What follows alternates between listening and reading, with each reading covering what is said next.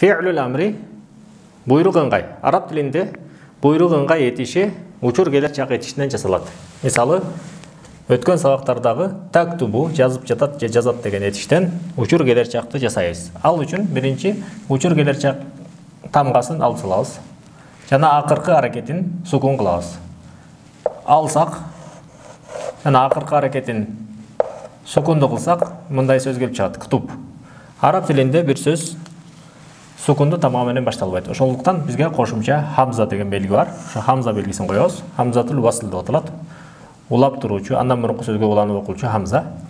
Анан сөздүн ортоңку тамгасына карайбыз. Үчүнчү тамгасына, та тамгасынын аракети у болсо сөздүн башы у болот. Демек, уктуб. Тактубу жазып жатасың, жазасың, уктуб жаз.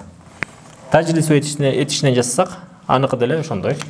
Биринчи та тамгасын алып салсак, етиштин негизги тамгалары калды. Акыркы тамгасын сукун кылабыз. Башына мунукуда сукун болгондугу үчүн кошумча хамза алып келебиз. Эгерде и болсо, анда и менен башталат. Демек, тажлису отуруп жатасың, отурасың, ижлис отур. Тадхабу етишинен жасап көрөлү. Етиштин өзүнчө биринчи тамгасы, негизги тамгаларын жазабыз. Акыркы тамгасын сукун кылдык. Буга да кошумча хамза алып келебиз. Анан бул жактагы белгиси а болсо, и болот. Демек, и жана а болгон етиштердики хамзатул васл, улай турган хамзабыз и тамгасы менен башталат. Изхаб, тадхабу бара жатасың, изхаб бар. Демек, уктуб жаз буйрук. Ижлис отур. Изхаб бар.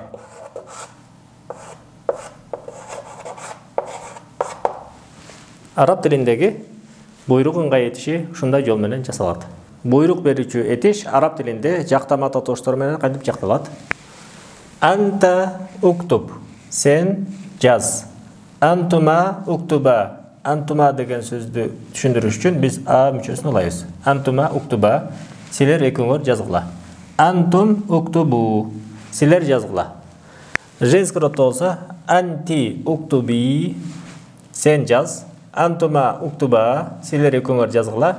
Антунна уктубна, силер жазгыла. Демек, сен жаз.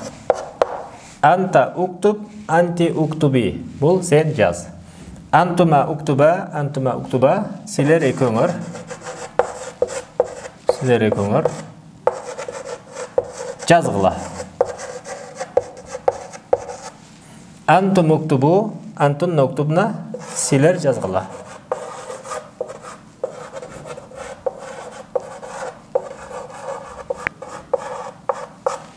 Араб тилинде буйрук ыңгай жактама татыштар менен ушундайча жакталат.